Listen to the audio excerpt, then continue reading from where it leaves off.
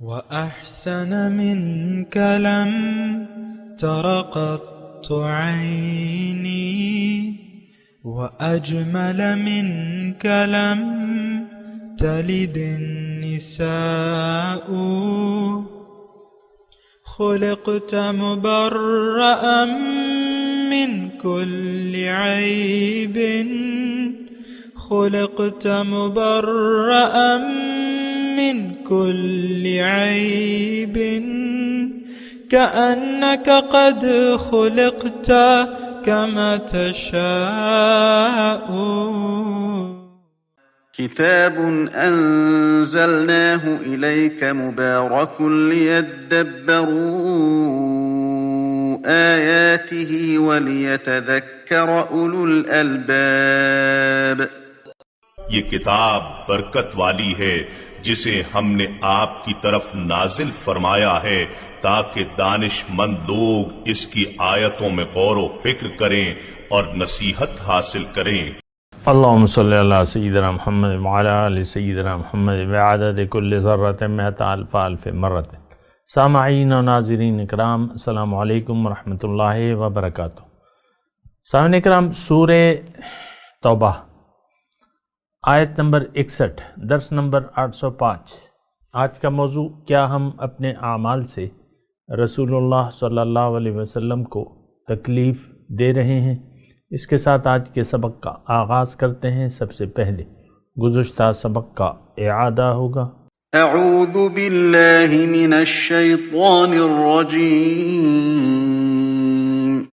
پناہ مانگتا ہوں میں اللہ کی شیطان مردود سے۔ بسم اللہ الرحمن الرحیم۔ شروع اللہ کے نام سے جو بڑا مہربان نہایت رحم والا ہے۔ وَيَحْلِفُونَ بِاللَّهِ إِنَّهُمْ لَمِنكُمْ وَمَا هُمْ مِنكُمْ وَلَكِنَّهُمْ قَوْمٌ يَفْرَقُونَ۔ اور خدا کی قسمیں کھاتے ہیں کہ وہ تم ہی میں سے ہیں، حالانکہ وہ تم میں سے نہیں ہیں، اصل یہ ہے کہ یہ ڈرپوک لوگ ہیں۔ لو يجدون ملجأ او مغارات او مدخلا لولوا الیہ وهم یجمحون۔ اگر ان کو کوئی بچاؤ کی جگہ جیسے قلعہ یا غار و مغاک یا زمین کے اندر گھسنے کی جگہ مل جائے تو اسی طرف رسیاں توڑاتے ہوئے بھاگ جائیں۔ ومنهم من يلمزك في الصدقات فإن أعطوا منها رضوا وإن لم يعطوا منها إذا هم يسخطون۔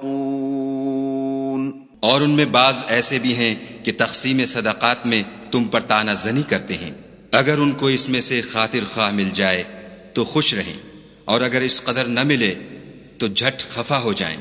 ولو أنهم رضوا ما آتاهم الله ورسوله وقالوا حسبنا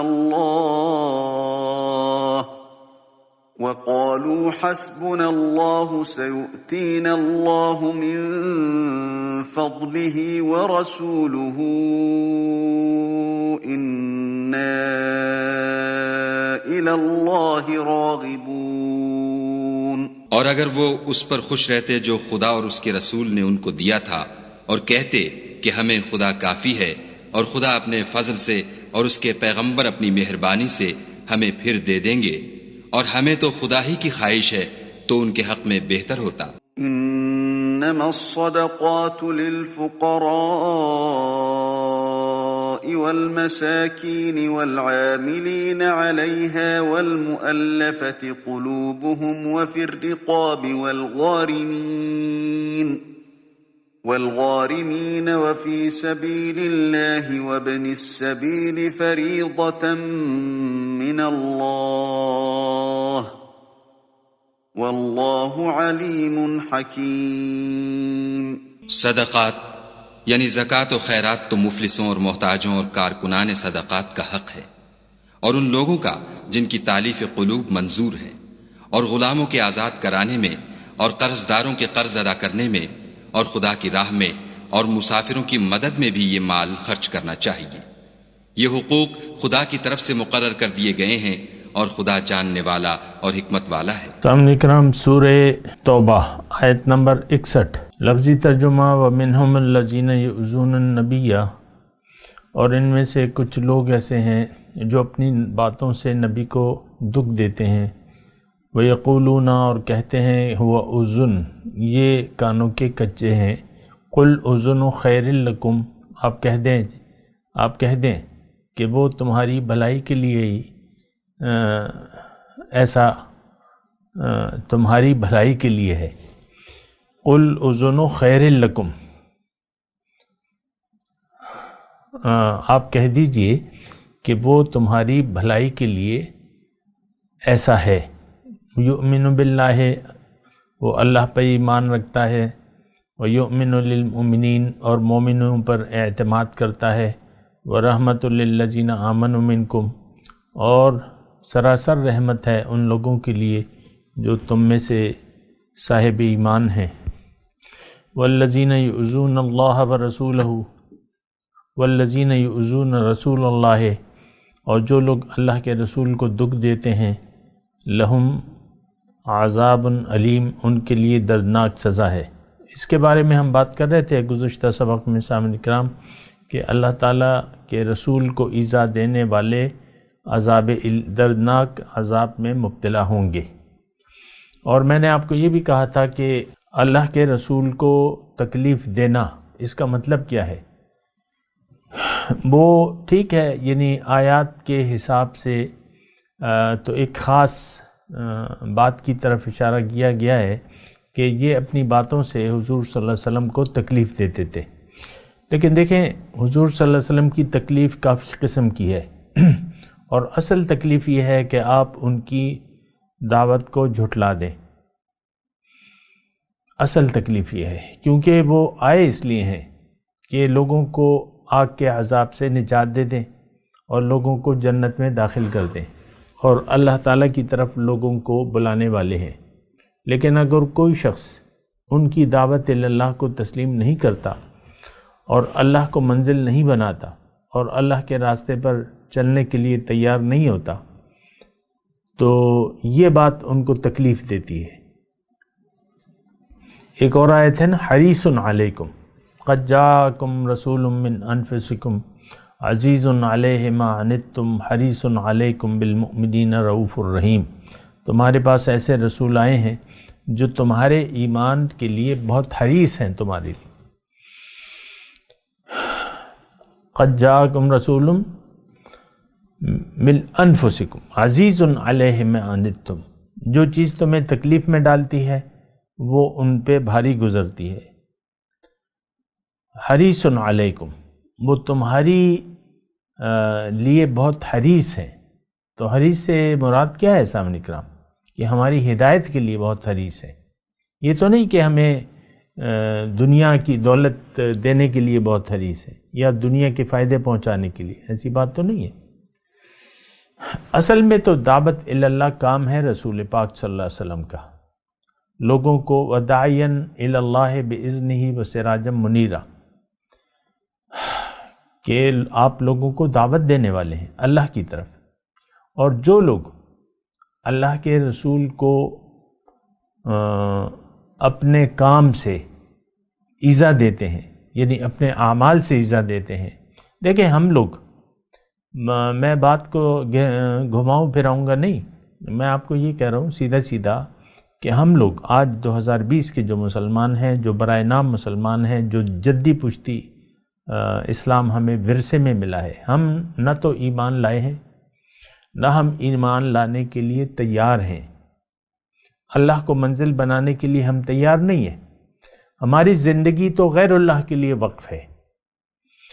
ہم تو دنیا کو اصل کامیابی سمجھتے ہیں، دنیا کی کامیابی کو ہم اصل کامیابی سمجھتے ہیں، اس کی ناکامی کو ہم اصل ناکامی سمجھتے ہیں۔ آپ دیکھ لیں آپ کی خوشی اور غم، خوشی اور خفگان کا معیار کیا ہے؟ دنیا، بس ختم بات۔ لم یرد الا الحیات الدنیا ضل سعیہم فی الحیات الدنیا۔ تو اب یہ صورتحال جو ہے، یعنی آج دیکھ لیں، ایک بات میں آپ کو کہوں، آج میں مسلمان کہوں گا تو آپ اپنے آپ کو نکال دیں گے کہ بھئی یہ تو اوروں کے لیے بات کر رہے. ہمارا اجتماعی طور پہ طریقہ کار کیا ہے، ہمارا ویژن کیا ہے، ہماری سوچ کیا ہے. ہماری آج سوچ جو ہے وہ دنیا تک محدود ہے، صرف دنیا. ہم دنیا ہی کے پیچھے دوڑ رہے ہیں، دنیا ہی ہمیں محبوب ہے، دنیا ہی ہمارا مقصود ہے، اور دنیا ہی ہمیں مطلوب ہے. میں نے یہ جو جملے کہیں بڑے سوچ سمجھ کے اور تول کے کہیں، اور آپ اس مضمون کو جھٹلا نہیں سکتے جو میں نے ابھی ادا کیا ہے. زبانی طور پہ تو آپ جھٹلا سکتے ہیں، لیکن آپ حقیقی طور پہ آپ جھٹلا نہیں سکتے، کیونکہ ہم ایسے ہی ہیں. ہم نہ اللہ والے ہیں، نہ رسول والے ہیں، نہ دین والے ہیں، نہ اسلام والے ہیں، نہ قرآن والے ہیں، نہ جنت والے ہیں. ہاں، دوزخ والے ہیں. کیونکہ ہم نے دیکھیں، اس میں جذباتی ہونے کی ضرورت نہیں ہے. ہم نے دنیا کو پسند کر لیا ہے بحیثیت محبوب، مطلوب، مقصود. دنیا کو پسند کر لیا ہے، دنیا ہی ہمارا مقصود ہے. یہ دیکھیں، میں آپ کو بار بار یہ بات کہہ رہا ہوں کہ اس صورتحال میں ہماری دنیا اور آخرت میں نقصان ہے. ہم نقصان میں جائیں گے. اس وقت آپ دیکھ لیں، ہمیں بہت بڑا ایک تو جرم ہمارا بہت بڑا ہے کہ ہم خود بھی اسلام سے رک رہے ہیں اور لوگوں کو بھی اسلام سے روک رہے ہیں. اچھا، پھر جو اللہ تعالیٰ کی جو مرضی تھی کہ اس دنیا پہ اللہ تعالیٰ نے کہا کہ میرا حکم جاری ہو، اور وہ جاری کرنے والے کون لوگ ہوں گے؟ اللہ تعالیٰ نے تو بزور، یعنی زبردستی تو اپنا حکم نافذ نہیں کرنا. جیسے کہ اللہ تعالیٰ کا حکم نافذ ہے اس کائنات میں. زمین جو ہے، صبح میں ایک کھڑا ہوا تھا پھلوں کی ایک ریڑھی پہ، اس میں آج کل کے موسم کے انگور تھے، مٹھے تھے، اور انار تھے، پندہاری انار، اور دوسرے والے انگور تھے، اور سیب تھے. ہر قسم کے، مطلب 2-3 قسم کے سیب تھے. تو میں نے 7 آدمی، ایک کھڑا ہوا تھا، دوسرا جاننے والا تھا، اس سے میں نے کہا کہ یار یہ کون سے کارخانے میں اگے ہوئے، یہ نہیں کون سے کارخانے میں بنے ہیں؟ تو کہتا ہے یہ قدرت کے کارخانے میں بنے. تو دیکھیں، اللہ تعالیٰ کا حکم نافذ ہے اس کائنات میں بزور. زمین میں آپ موسم کے مطابق ایک دانہ ڈالیں، ایک سبزی، ایک بیج ڈالیں، اس کی آبیاری کریں. مجال نہیں ہے زمین کی کہ وہ دانہ نہ اگائے اور وہ دانہ باہر نہ نکلے، مجال نہیں ہے. اسی طرح ہر چیز جو ہے اللہ کی قانون کی پابند ہے. للہ وللہ یسبح للہ ما فی السماوات والارض. اللہ تعالیٰ کی تسبیح بیان کر رہی ہے ہر وہ چیز جو آسمانوں میں ہے اور زمین میں ہے. سورج کی مجال نہیں ہے کہ اپنے مدار سے 1 انچ جو ہے ہٹ جائے. والشمس تجری لمستقر لها ذلك تقدیر العزیز العلیم.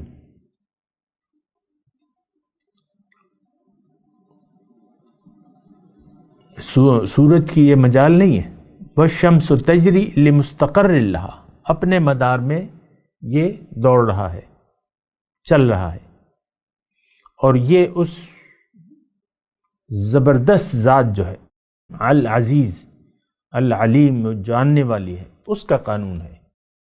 لیکن ہمیں اللہ تعالیٰ نے اپنے لیے بنایا ہے.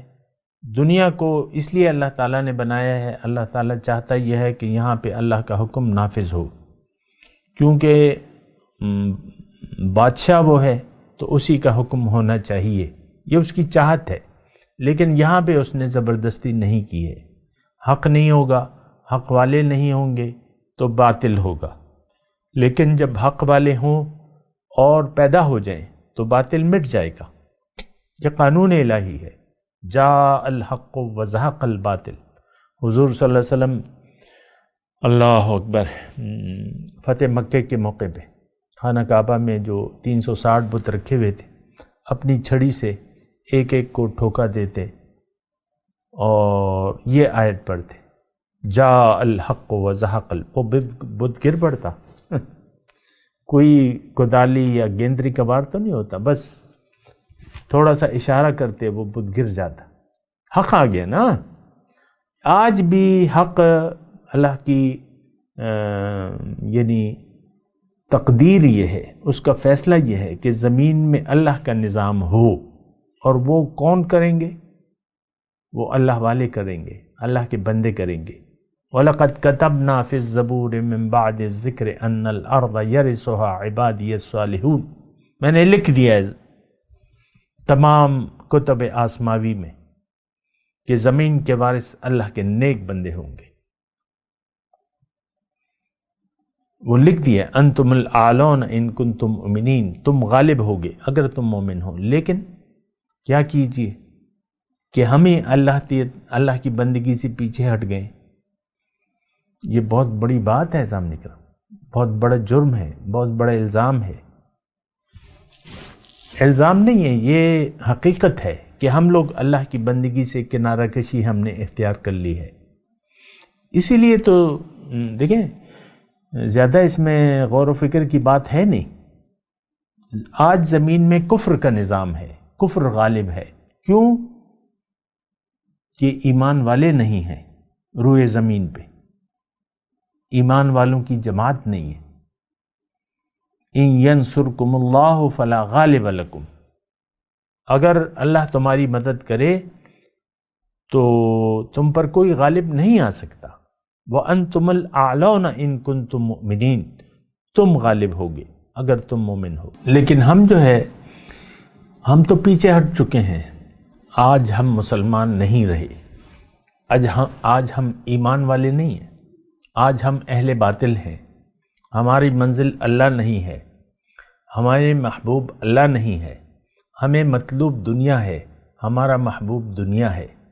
آپ دیکھ لیں، اپنے مسائل کو دیکھ لیں، آپ کن مسائل میں الجھ گئے ہیں؟ دنیا۔ غریب کہہ رہے ہیں میرے پاس پیسہ نہیں ہے، اور مالدار مزید مالدار ہونے کی سوچ رہا ہے۔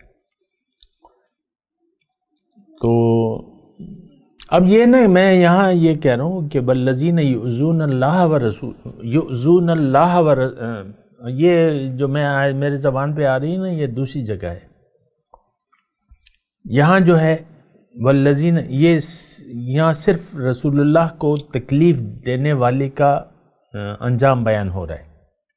والذین یؤذون رسول اللہ لہم عذاب علیم، جو لوگ ایذا دیتے ہیں رسول اللہ صلی اللہ علیہ وسلم کو، ان کے لیے دردناک عذاب ہے۔ یہ بڑی خاص بات ہے، بڑے توجہ کے قابل بات ہے۔ دیکھیں، توجہ کے قابل اس لیے ہے کہ ہم عذاب علیم کا اپنے آپ کو مستحق بنا رہے ہیں، بسبب کیوں کہ ہم رسول اللہ صلی اللہ علیہ وسلم کو تکلیف دے رہے ہیں۔ یہ تو نہیں ہوتا کہ ہمارے اعمال پہ رسول اللہ صلی اللہ علیہ وسلم خوش ہیں یا ان کو تکلیف نہیں ہو رہی۔ دیکھیں، دو ہی صورتیں ہیں، یہ حدیث کا مفہوم ہے۔ ان کو خوشی ہوتی ہے، اعمال امت کے اعمال ان کو پیش کیے جاتے ہیں، مومنوں کے اعمال پیش کیے جاتے ہیں، وہ خوش ہوتے ہیں اس پہ۔ ہمارے اعمال کیا دربار مصطفیٰ میں پیش کرنے کے قابل ہیں؟ کیا ہم اس لحاظ سے اپنے زندگی گزار رہے ہیں کہ میری کارگزاری رات کو سنائی جائے گی؟ یا کسی بھی وقت اس بحث میں نہیں پڑتے؟ اس لحاظ سے کیا میں زندگی گزار رہا ہوں یا رہی ہوں؟ نہیں، یہ ہمارا خیال ہی نہیں ہے۔ ایک گہری غفلت، ایک گہری نیند ہم پر کا شکار ہے، نیند کا شکار ہے، غفلت کا شکار ہے، اور بنا اس احساس کیے اللہ کی رضا کا اور رسول کی تکلیف کا ہم دیکھیں ایسی زندگی گزار رہے ہیں جس سے اللہ تعالیٰ راضی نہیں ہے۔ اور یہ وہ بات ہے سامنے کرام کے عملی طور پہ دیکھیں یہ تو دو چار والا معاملہ ہے. آج ہم جو زندگی گزار رہے ہیں یا تو اللہ تعالیٰ اس کے رسول ہم سے خوش ہیں یا ناخوش ہیں. اور یہ بات تو اظہر من شمس ہے کہ ہماری اس وقت مسلمان جو ہے من حیث القوم عذاب الہی کا شکار ہے، کیونکہ اس نے اپنے اللہ کو ناراض کر دیا ہے. اس وقت بھی دیکھیں میں یہ مضمون تو ادا کر رہا ہوں لیکن مجھے پورا یقین ہے کہ یہ کسی کان کو بھائے گا نہیں. ہمیں پرواہ نہیں ہے اللہ راضی ہو یا ناراض ہو، ہمیں کیا بات ہے، ہمیں تو اپنی کرنی ہے.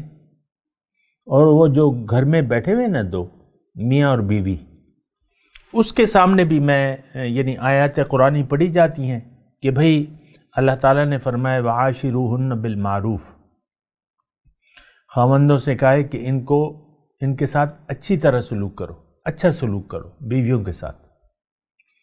پھر شوہر کے اپنے حقوق ہیں وہ بیوی کرے گی. لیکن یہ آیت یعنی ہمیں اس بات کی پرواہ ہی نہیں ہے. آپ دیکھیں ہم اپنے نفس کے غلام ہو چکے ہیں. اور یہ مثال میں اس لیے دیا کرتا ہوں کہ آپ خود احساس کریں کہ میں آپ کے دل تک یہ بات پہنچاؤں، اس لیے میں کرتا ہوں. کیونکہ میں ادھر ادھر بین الاقوامی ادھر ادھر کی باتیں کرتا رہوں تو پھر تو آپ کو احساس نہیں ہوگا. وَقُلْ لَهُمْ فِي أَنفُسِهِمْ قَوْلًا بَلِيغًا، اللہ تعالیٰ کا حکم ہے کہ ان کو ایسی بات کرو جو ان کے دل کو لگے. تو میں تو وہ بات دیکھیں جو بھی قریبی معاملہ ہوگا وہ میں آپ کے سامنے پیش کروں گا، جو آپ کے قریب ہوگا معاملہ. اب میں آپ سے حکومت کی باتیں کروں تو آپ کہیں گے کہ بھئی ہم تو حکومت میں نہیں ہیں، حکومت سے ہم کیا سروکار ہے، یعنی جو حکومت خلاف ورزیاں کر رہی ہے. آپ کہیں گے یار ہم تو حکومت میں نہیں ہیں، ہم کیا جانیں. تو اس لیے میں آپ کو گھر کی جو بنیاد ہے بات کر رہا ہوں. نہ بچے والدین کا خیال رکھتے ہیں، جو کہ ادب آداب ہیں وہ خیال تو نہیں رکھتے، میں اس کی تفصیل میں نہیں جاتا. نہ والدین اپنے بچوں کی تربیت کر رہے ہیں، ان کو خود ہی پتہ نہیں ہے. والدین آج ہمارے خود آگ کے لیے کوشش کر رہے ہیں، اپنے بچوں کو بھی آگ کے لیے تیار کر رہے ہیں. یہ واضح طور پہ میں اس لیے کہہ رہا ہوں کہ آپ کل یہ نہ کہیں کہ یار اس نے تو مجھے اس طرح کھول کے نہیں بتایا تھا، میں کھول کے بتا رہا ہوں. بہرحال میں اپنے مضمون کی طرف آتا ہوں. والذین یؤذون رسول اللہ لہم عذاب علیم، جو لوگ ایذا دیتے ہیں رسول اللہ صلی اللہ علیہ وسلم کو ان کے لیے دردناک عذاب ہے. دیکھیں یہ آیت جو ہے خاص طور پہ تھوڑا سا آپ محسوس کریں نا، کیا یہ آیت جو ہے سیاق و سباق کو اگر آپ دیکھیں تو یہ آیت مسلمانوں جو بظاہر مسلمان تھے لیکن تھے منافق ہماری طرح، یہ سیاق و سباق یعنی آگے اور پیچھے یہ جو بھی مضمون آ رہا ہے آخر تک، تو یہ منافقین اکثریت مخاطب جو ہے اس میں ہمارے جیسے مسلمان ہیں. یہ بات میں آپ کو بار بار کہہ رہا ہوں کہ آپ کہیں اپنے آپ کو نکال نہ دیں اس سے. پھر یہاں جو ہے عذاب علیم کی جو بات آ رہی ہے وہ کون تکلیف دے رہے ہیں، ان آیات کے سیاق و سباق کے حساب سے دیکھیں کہ اور وہ آپ کو پتہ بھی ہونا چاہیے کہ وَمِنْهُمْ مَنْ يَلْمِزُكَ فِي الصَّدَقَاتِ، آیت نمبر 58 میں آپ دیکھیں نا، ان میں سے ایسے ہیں جو آپ پہ الزام تراشی کرتے ہیں صدقات کی تقسیم کے بارے میں. فَإِنْ أُعْتُوا مِنْهَا رَدُوا، یہ میں آپ کو کہہ رہا ہوں، مجھے بالکل پورا یقین ہے کہ یہ آیات آپ اپنے لیے نہیں سمجھیں گے. اور یہاں تو یہ تو منافقوں کو اللہ تعالیٰ کافر قرار دے رہا ہے اور عذاب علیم کی بات کر رہے ہیں ان کے لیے. لیکن آپ سوچیں اسی آیت کو دیکھ لیں، چلیں ان میں سے بعض ایسے ہیں جو صدقات کی تقسیم کے بارے میں آپ پہ الزام تراشی کرتے ہیں، ان کو دے دیا جائے تو یہ راضی خوش ہو جاتے ہیں، وَإِن لَّمْ يُعْطَوْا مِنْهَا، اور نہ دیا جائے تو وہ پھر ناراض ہو جاتے ہیں. اب یہاں مراد کون لوگ ہیں؟ وہ منہم، یہ کون کافر مراد ہے؟ مکے کے کافر مراد ہیں؟ شان نزول کے حساب سے آپ مجھے بتائیں، کیا مدینے کے یہود مراد ہیں؟ کیا مدینے کے اطراف میں جو مشرک آباد تھے اس وقت وہ آباد ہیں، وہ مطلوب ہیں یا مخاطب ہیں؟ نہیں، یہ مدینے کے جو منافق تھے، یہ آیات جو تھے، یہ آیات جو اتری ہیں، یہ پتہ ہے آپ کو 9 ہجری جنگ تبوک کے حالات کے تناظر میں ہے، اور یہ سارا مضمون جو ہے انہی منافقین کے بارے میں ہے۔ اور وہ کیسے تھے؟ زیادہ پریشانی کی ضرورت نہیں ہے، وہ ہم جیسے تھے، برائے نام مسلمان تھے، ان کے دل میں ایمان نہیں تھا، زبان پہ تھا۔ ہاں، حضور صلی اللہ علیہ وسلم کو دیکھ رہے تھے وہ، ماشاءاللہ، اور حضور کی اقتداء میں نمازیں بھی پڑھ رہے تھے، ماشاءاللہ، 5 وقت کے نمازی تھے، داڑیاں چھوڑی ہوئی تھی، اور صدقات بھی دیتے تھے۔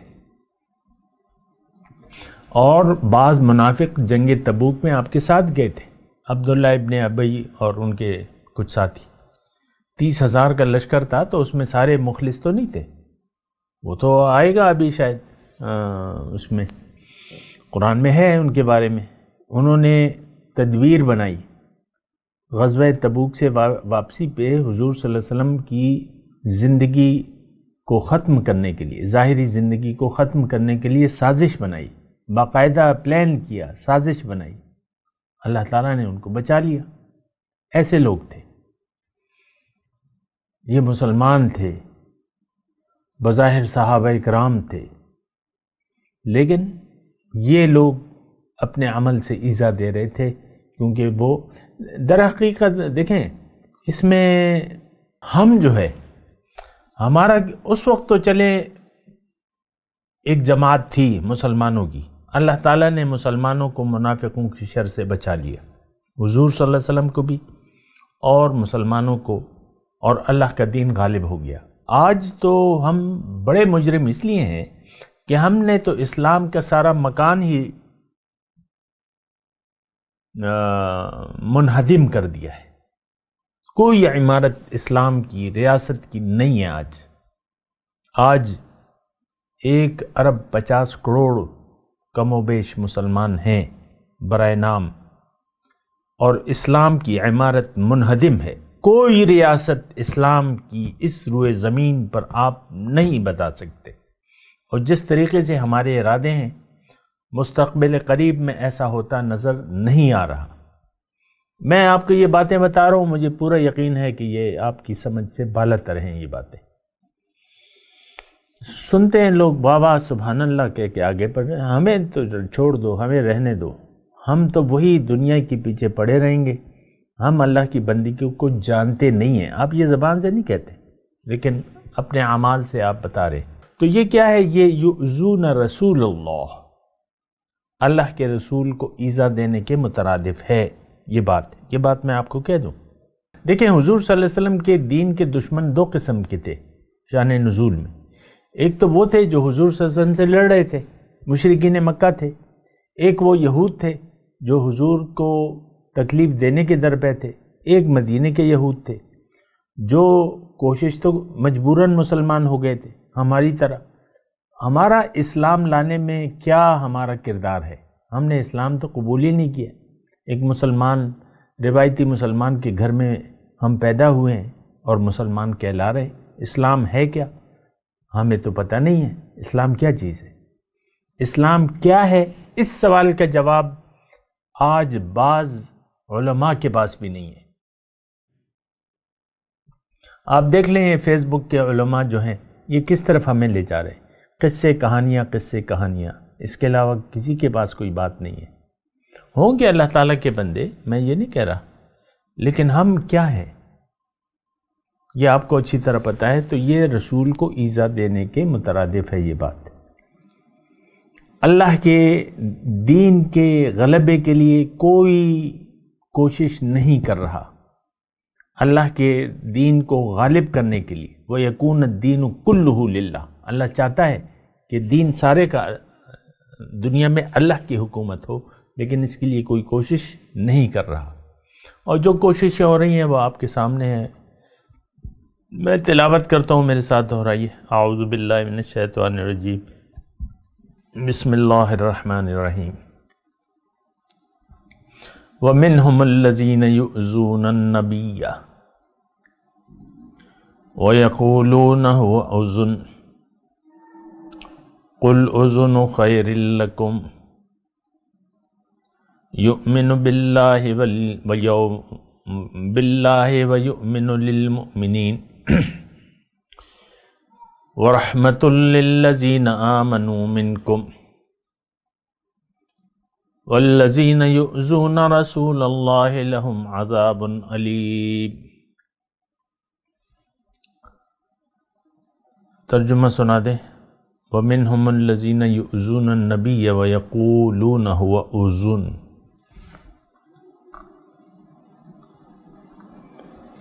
اور ان میں سے کچھ لوگ ایسے بھی ہیں جو اپنی باتوں سے نبی کو دکھ دیتے ہیں اور کہتے ہیں کہ یہ شخص یہ کانوں کے کچے ہیں۔ قُلْ أُذُنُ خَيْرٍ لَكُمْ، آپ کہہ دیجئے کہ ان کا ایسا ہونا تو تمہارے لیے بہتر ہے لوگو۔ یؤمن باللہ ویؤمن للمؤمنین، وہ اللہ پر ایمان رکھتے ہیں اور مومنوں پر اعتماد کرتے ہیں۔ وَرَحْمَةٌ لِلَّذِينَ آمَنُوا مِنْكُمْ، اور سراسر رحمت ہے ان لوگوں کے لیے جو تم میں سے ایماندار ہیں۔ وَالَّذِينَ يُؤْذُونَ رَسُولَ اللَّهِ لَهُمْ عَذَابٌ أَلِيمٌ، اور جو اللہ کے رسول کو دکھ دیتے ہیں ان کے لیے دردناک سزا ہے۔ اب ان آیت کی تلاوت اور ترجمہ۔ اعوذ باللہ من الشیطان الرجیم، پناہ مانگتا ہوں میں اللہ کی شیطان مردود سے۔ بسم اللہ الرحمن الرحیم، شروع اللہ کے نام سے جو بڑا مہربان نہایت رحم والا ہے۔ وَمِنْهُمُ الَّذِينَ يُؤْذُونَ النَّبِيَّ وَيَقُولُونَ هُوَ أُذُنٌ قُلْ أُذُنُ خَيْرٍ لَكُمْ يُؤْمِنُ بِاللَّهِ وَيُؤْمِنُ لِلْمُؤْمِنِينَ وَرَحْمَةٌ لِلَّذِينَ آمَنُوا مِنْكُمْ وَالَّذِينَ يُؤْذُونَ رَسُولَ اللَّهِ لَهُمْ عَذَابٌ أَلِيمٌ۔ اور ان میں بعض ایسے ہیں جو پیغمبر کو ایذا دیتے ہیں اور کہتے ہیں کہ یہ شخص نرا کان ہے۔ ان سے کہہ دو کہ وہ کان ہے تو تمہاری بھلائی کے لیے، وہ خدا کا اور مومنوں کی بات کا یقین رکھتا ہے، اور جو لوگ تم میں ایمان لائے ہیں ان کے لیے رحمت ہے، اور جو لوگ رسول خدا کو رنج پہنچاتے ہیں ان کے لیے عذاب علیم تیار ہے۔ سامعین کرام، اس کے ساتھ آج کے درس کا وقت اختتام کو پہنچا۔ اگلے درس میں انشاءاللہ ملاقات ہوگی۔ وآخر دعوانا ان الحمدللہ رب العالمین۔ مولایا صلی وسلم دائما ابدا علی حبیبک خیر الخلق کلہم۔